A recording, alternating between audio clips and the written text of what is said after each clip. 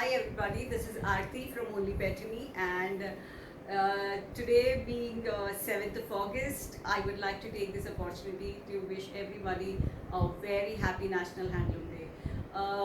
Handlooms is what for us at Only Petani, every day is a handloom day because that's what we only work with. But I wanted to come online today and uh, talk about why the handloom day is important, why what we do, uh, why we do what we have been doing for so long at Only Petani especially. Also, today I would like to talk about not just the art of weaving petani, but how to identify it. First and foremost, because there is, I think, the best way to celebrate our National Handloom Day would be by learning and educating ourselves about identifying a handloom from a partloom, and by thus uh, uh, this is the best way of appreciating the skilled artisan and craftsmen of our and craftswomen of our country who have been dedicated to this industry for so long. India as a country is probably the largest handloom producer in the world. 95% of handloom of the world is made in India. So you can imagine how important it is for us to nurture this craft and really preserve it. Over the past hundreds of years, we have lost so much of skill already when it comes to handlooms. The skilled artisans, the art has been really, if you see the history, it's been diluted, but whatever is left of it needs to be preserved.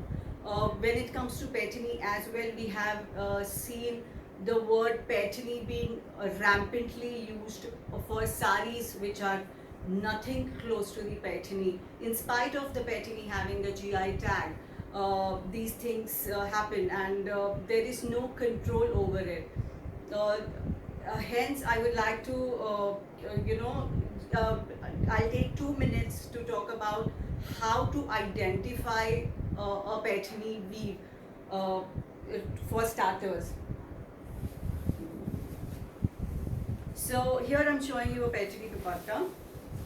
This is the actual petani weave.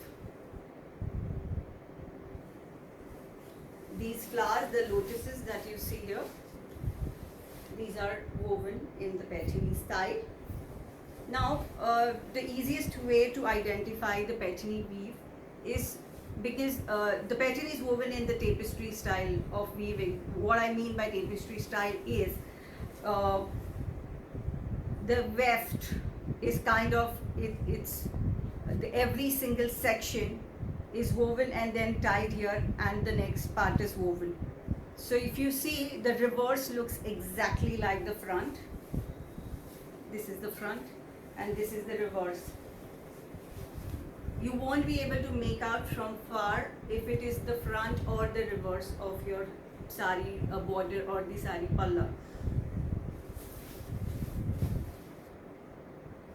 So this is like the basic of it.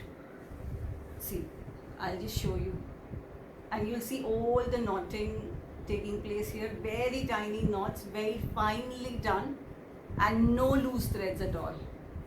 So this is what the skill of weaving petani is, and the price that these things commands is because of the effort that goes into it.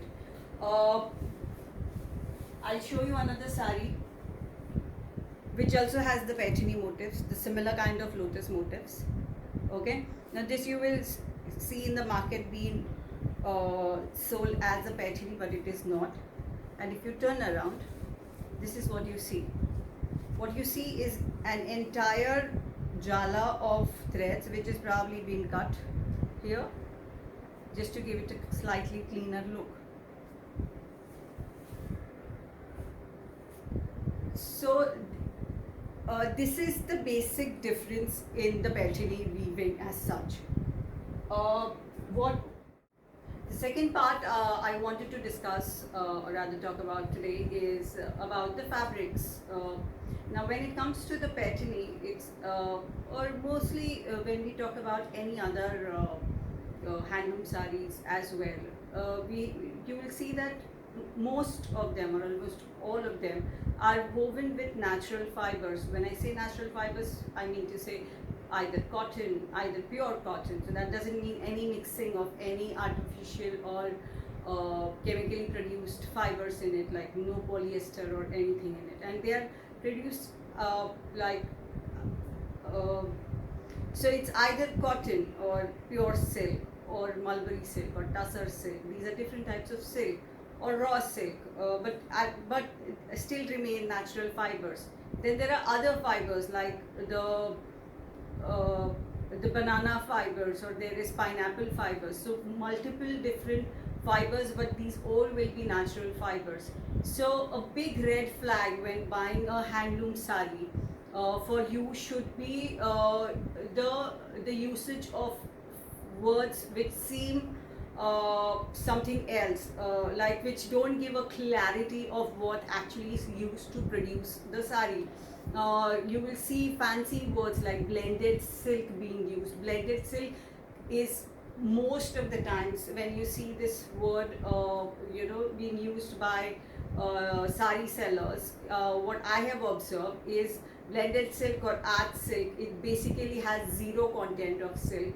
It's just a mixture of polyester with some uh, other fabric to give it a very silky smooth shine to the whole fabric. You get a satiny shine, but it's an absolutely there's nothing natural about it, there is nothing silk about it. So keep your read the descriptions, read the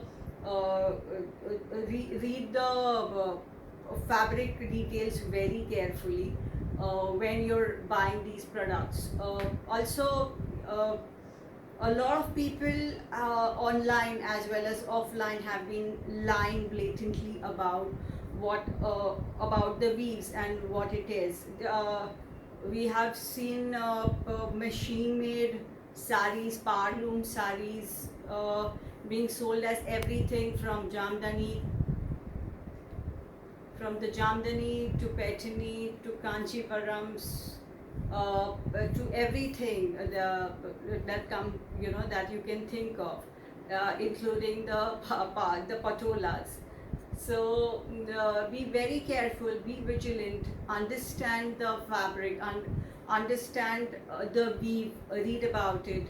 For the patini, you can always and always reach out to us. There is no obligation absolutely to buy from us, but you need help identifying the weave, or to know if it is the real thing or not. You can always ask us. We are available on our WhatsApp numbers, which have been mentioned everywhere, and we will help you out, identify it. Absolutely, that is the least we can do to take this art forward. So let's take this day to appreciate the handlooms in our closet, to really understand them, and learn as much as possible about them, so that we can really treasure and preserve what we have been passed on to by our ancestors. And let's as much as possible make every effort to take it forward.